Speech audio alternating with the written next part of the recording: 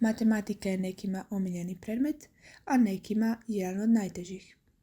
Ipak, iza svih tih formula i zadataka krije se puno više od samih brojeva. U današnjem intervjuu profesorica matematike ispričat će nam kako je zavoljela matematiku i zašto je odlučila postati profesorica. A saznat ćemo kako je izgledao njezin put do tog poziva i kako danas izgleda njezin rad s učenicima. S nama je danas Eva Pokrivač, profesorica matematike.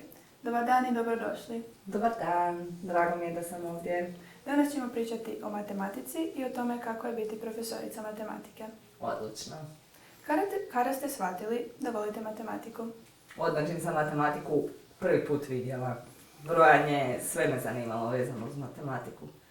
A prava ljubav je se pokazala u osnovnoj školi, već u 5. razredu sam bila među prva 3 mjesta na natjecanju iz matematike. Tako je to išlo. Je li vam matematika uvijek dobro išla ili je bilo momenata kada ste se mučili? Pa, uglavnom je išla dobro, a ocjene baš nisu uvijek bile u skladu s tim. Prva ocjena u srednjoj školi iz matematike mi je bila 3. Mislim da sam ovu sobu napunila do pola sa suzama, jer sam mislila da je tu kraj moje karijere matematičara, ali to je jednostavno bila razlika u osnovna škola, srednja škola, nije mi sve bilo baš jasno, odnosno u osnovnoj školi su svi zadaci bili namješteni da mora ispast 5 ili 3, a u srednjoj školi je razrednik smatrao da 2/7 je izvrstan rezultat, a ja sam pokušavala cijeli sat to ispraviti na neku bolju brojku po mojem mišljenju i nisam stigla riješiti 2 zadatka i to je bilo strašno. A i na fakultetu je znalo biti malo teže nekad, ali sve se riješilo. Zašto ste baš odabrali biti profesorica matematike? Pa na početku sam željela biti teta u vrtiću, onda sam htjela biti učiteljica, a onda u 5. osnovne, kad sam otkrila da možeš biti profesor matematike, onda sam odlučila biti profesorica matematike i ta ljubav je trajala sve do srednje škole, kad sam imala izvrsne profesore iz biologije, iz hrvatskog i onda sam, kad sam maturirala i trebala odabrati na koji ću ići fakultet, čak kratko razmatrala da ću možda upisati kemiju, biologiju, hrvatski ili matematiku. Onda sam shvatila da mi za svaki taj studij treba drugačiji predmeti za prijemni, za hrvatski 3 različita, za biologiju, za kemiju i na kraju sam otišla na prijemni samo na Prirodoslovno-matematički fakultet, odnosno samo na smjer matematiku. I tako je ljubav ostala za matematiku. Jeste li ikada razmišljali o nekom drugom poslu? Pa ne da sam razmišljala, nego sam i radila neke druge poslove, jer kad sam bila apsolvent matematike, imala sam 22 godine i bila sam potpuno nespremna za otići na posao i znala sam da će roditelji imati protiv ako krenem odugovlačiti sa studijem, pa sam upisala još jedan fakultet. I tako sam upisala muzeologiju i kad sam postala apsolvent na muzeologiji, onda me zvala moja mentorica sa muzeologije i rekla da sam ja jedina osoba otprilike na svijetu koja ima taj spoj fakulteta muzeologije i PMF, a da baš u Hrvatskom povijesnom muzeju traže nekoga koji ima ta 2 fakulteta i jel bih htjela početi raditi u muzeju. Tako da sam 3 godine radila u Hrvatskom povijesnom muzeju kao informatolog i nakon toga sam se preselila raditi kao programer u Končaru. I tamo sam otišla zbog toga što su oni imali ludo dobre plaće i ja sam mislila kao neki odu u Njemačku kao gastarbajteri, jel zaraditi novce, kupiti auto i kuću, pa ću ja tako na par godina otići u Končar samo zbog novaca i ostala sam 19 godina, tako da sam probala i raditi nešto drugo nego biti samo profesorica. Kako vam je bilo na fakultetu? Bilo mi je zanimljivo. Znači, bilo mi je, svaki moj predmet koji sam učila bi kretao s time da sam zapravo doslovno štrebala. Učila na pamet teoreme, dokaze do nekog momenta kad bi naučila dovoljno gradiva vezanog i kad bi mi se stvari počele slagati jedna s drugom i taj moment, znači kad shvatiš zašto je nešto i prestaneš učiti na pamet i počneš učiti s razumijevanjem, svaki predmet mi bi onda puno draži ili najdraži u tom momentu. Što vas je najviše iznenadilo tijekom studiranja? Pa najviše mi iznenadilo na prvoj godini što su brojke nestale iz mog života. Studiram matematiku I sve su samo slova. Znači sve je apstraktno i brojeva više ne. Evo, to je bila jedan moment kako se ovo dogodilo i gdje su brojevi i kad će se vratiti. Nisu se vratile do kraja studija. Što vam je najbolje u radu s učenicima kao profesorici? Najdraže mi je to što su oni djeca. Što su jako dragi, nisu pokvareni, nisu stigli biti pokvareni i onak ima jednu istinsku, dubinsku ljubav prema životu i sve ih iznenađuje i sve im je fora. I u biti velikim, znači na mene djeluje tako da se ja osjećam osvježeno nakon svakog sata. Znači oni su jednostavno djeca i to mi je top. A što vam je najteže kao profesorici?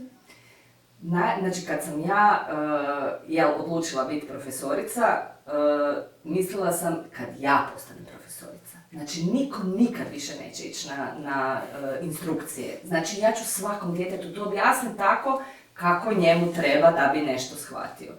I najteže mi je bilo otpustiti da ne mogu svima pomoći. Da postoje djeca koja ne žele, neće. I ništa što ja napravim im neće pomoći da pređu tu stepenicu i to mi je bilo najgore. I to mi je dan danas najteže za vidjeti. Kako motivirate učenike koji ne vole matematiku? Znači, prvo što svi volimo i pohvala. Znači, hvalim. Jao, kako ti imaš mogućnosti za matematiku koje ne koristiš. Pa joj, daj probaj napraviti, ne znam, zadaću pa probaj. A nastavu pokušavam organizirati tako da ako se uključe, da im bude zabavno. I znaju mi ta djeca koja ne vole matematiku, nakon što ih natjeram da se uključe, reći pa ovo je bilo zabavno, u tom stilu. Tako da. Koja vam je najdraža situacija iz razreda? Pa najdraža situacija mi je taj moment, efekt, kad oni shvate nešto sami od sebe i kad znam da će od tad nadalje sve u njihovim glavama biti lako vezano uz matematiku. Postoji li neki učenik ili razred kojeg ćete posebno pamtiti? Zapravo ima više kategorija po kojima ću nekoga pamtiti. Moja prva generacija, znači djeca koja su sad već velika i znaju mi doći i doslovno ih ne prepoznam koliko su se izmijenili od osnovne škole. Od njih ću možda napamtiti najviše. Pa ima djece koji sam bio je jedan dječak u jednoj od mojih generacija, birali smo učenika generacije, a on nije bio odlikaš, odnosno nije prolazio s 5.0 sve razrede i odabrali smo ga zato što je bilo jedno divno stvorenje koji pomagao svima, koji je uvijek bio za akciju. Šta god je trebalo, on se prvi javio i kad smo ga obavijestili da je izabran za učenika generacije, taj moment, znači to dijete i taj moment, znači koji to ne da nije očekivao, nego uopće mu nije bilo na kraj pameti da bismo ga izabrali zbog njegovih kvaliteta za tako nešto. Koji je vaš omiljeni dio matematike? Ma zapravo volim sve dijelove matematike. Možda malo više volim brojeve od apstraktnih dijelova i možda malo više volim tu algebru od geometrije, ali zapravo volim sve dijelove matematike. Može li matematika biti zabavna? Da. Matematika je zabava. Znači matematika je cijeli život. Matematike je puno igara, sve koristi matematiku, svako kartanje koristi matematiku, kartanje je zabavno, čovječe ne ljuti se, ima kocku, ima brojeve, sve je matematika i sve se može prikazati u matematici na zabavan način. Koji biste savjetovali učenicima koji misle da su loši iz matematike? Pa imam recimo, kad radimo geometriju, imam onu djecu kojima ne ide, nikako ne mogu povući ravnu crtu sa ravnalom, a kamoli konstruirati nekakav pravilni šesterokut ili nešto. I njima kažem, ovo tebi ne ide. To znači da ako ovaj kojem to ide vježba 15 minuta, ti moraš barem pola sata, barem duplo više ili 3 put više. Što je zapravo teško? Kad ti nešto ne ide, to raditi još više nego što bi trebao, ali to je zapravo jedini put za uspjeh. Da možete nešto promijeniti u školstvu, što biste prvo promijenili? Izbacila bi ocjene i da djeca uče ono što vole i što žele učiti. Mislim da bismo s time postigli puno. Kako učenicima pokušavate približiti matematiku? Evo, od ove godine sam prešla na novi princip predavanja. Prošle godine sam bila na jednoj jako zanimljivoj edukaciji. Jedan Šveđanin, gospodin se zove Peter Iljandal, nam je prezentirao kako on smatra da bi trebalo matematiku raditi. Znači, mi smo sad u dobu u kojem pažnja djeteta je otprilike 3 sekunde, znači stalno su na ovim društvenim mrežama, na raznim medijima, gdje samo miču sadržaje koji su im dosadni i odabiru nove, zabavnije i veselije. Matematika koja se sastoji od toga da stojiš pred pločom i objašnjavaš nešto razredu koji pokušava, pola ih piše zadaću iz povijesti pod klupom, pola ih gleda kroz prozor i negdje u svom svijetu, nije način na koji bi ja mislim da bi trebalo predavati. I nakon te edukacije sam odlučila primijeniti tu metodu. I to metoda se zove učionica matematičkog promišljanja. I ideja je takva, znači da su po učionici su razmještene male ploče tipa metar puta pola metra i učenici su podijeljeni u grupe po troje, slučajnim odabirom, znači ne biraju ko će s kim biti u grupi i svaka grupa dobije jedan flomaster s kojim može pisati po toj piši ploči. Zadaci su koncipirani tako da krećemo od onoga što svi znaju, znači prvi zadatak je nešto što svi znaju riješiti i svaki zadatak je malo teži od prethodnog i idemo u smjeru onoga što meni kurikulum nalaže da se mora taj sat obraditi. Znači idemo od poznatog prema nepoznatom, ali u tako malenim koracima koji su njima, oni to mogu sami od sebe prijeći. I dešava se svašta, znači znaju zapet, ne znaju kud bi, sad smo recimo radili nekakve površine i bio je nekakav čudan lik i jedna curica, taj lik ovak je povukla crtu, pretvorio se u pravokutni, trokutni kvadrat i oni onak gledaju po tim pločama i sad čujem jedno dijete kaže ona je povukla crtu. Znači odjednom svi povlače crtu, znači odjednom se znanje proširilo koje nisam ja njima dala to znanje. Nekad, kad baš jako zapnu, malo ih znam gurnut, ali ne sa odgovorom, nego sa pitanjem. A šta bi bilo kad bi napravio ovo ili ono? I sad svaki zadatak je tako stupnjevano mrvicu teži od prethodnog i na kraju se one nalaze u području koje nisu nikad vidjeli, sami su došli malim koracima do toga. I na primjer, na taj način jedno dijete me pitalo negdje u 11. mjesecu. Učiteljica, kad ćemo mi početi raditi gradivo? Znači, cijelo vrijeme su imali osjećaj da se igraju. Njima je fora to pisanje po pločama. Fora je u tome da nakon svakog zadatka daju flomić dalje, a s time da kad završe neki zadatak, ja dođem i pitam nekog, aj mi objasni kako se to dogodilo. S time smo znači dobili, više nema sjedenja, puno su aktivniji, stoje, pa im je i to daje na aktivnosti, recimo na taj način smo razbili. Kad moram ispitivati, na primjer u onom momentu dok ispitujem prije ocjena, ispitujem ih, odnosno pokušavamo ponoviti neko gradivo. Znamo se stati svi u krug, ja imam jednu, to čak i nije lopta, to je jedan pravilni pravilno geometrijsko tijelo, ali jako mekano, koje ja bacim učeniku. Znači sad oni imaju zadatak, znači bacim nekom učeniku loptu, a ovi pored njega se moraju čučnuti. A osoba koja je dobila loptu mora točno odgovoriti na pitanje. Svi koji fulaju izliječu van.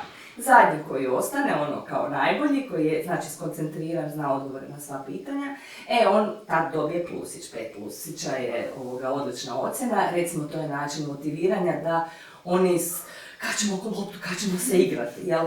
I to shvaćaju kao igru.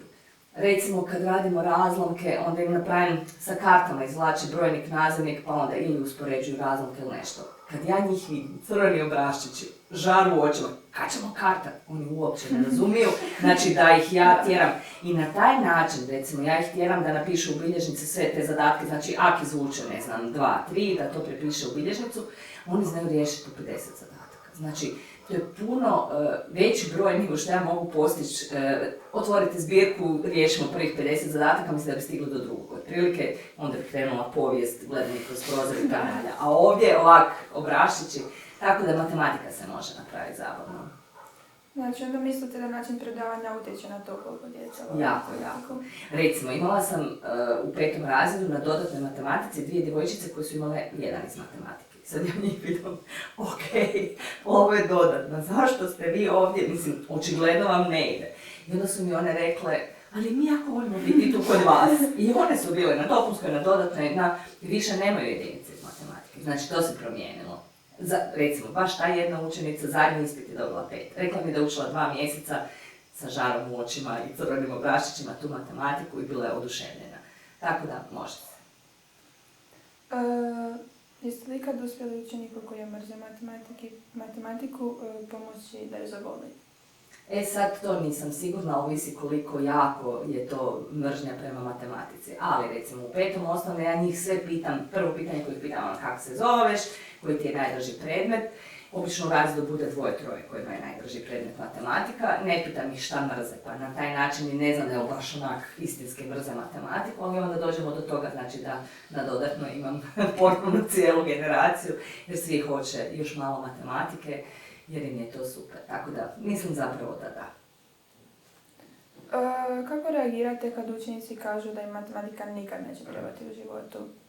Pa recimo, otprilike ovako. Ok, probudiš se ujutro jer ti matematika ne treba, otvoriš kapke pod stupnjem od 45 stupnjeva, udahneš 1,5 litru zraka, ustaneš se i kreneš brzinom od 2,4 znači metra u sekundi recimo prema vratima da pobjegneš od matematike i kreneš trčati brzinom od 10 km/h. Ukratko, od matematike ne možeš pobjeći. Jer ćeš i dalje disat, trepat i tako dalje i sve je u životu matematika. Tako da ne. A jednom smo radili, nekako smo imali, povezivali smo zlatni rez sa matematikom i sa Picassom i imali sam nekakav edukativni filmić, sam napravila otprilike prezentaciju o tome gdje sve se taj zlatni rez nalazi i tak. I onda su mi za te prezentacije djeca rekla, ok, shvatili smo, matematika je svugdje, znači svugdje, jer je. Znači, mi smo na fakultetu recimo imali predmet koji je govorio o tome kada biljke rastu, one žele što više svjetla. I listovi izlaze pod pravilnim kutevima. Znači, biljka će idući list staviti pod kutem tipa od 60 stupnjeva, to se da izmjeriti. Znači, sve je vezano. Znači, priroda je vezana uz matematiku. Ovo što mi radimo ljudi, ne znam, pravi kut, evo, u soba u kojoj se nalazimo ima prave kuteve, sve je matematika.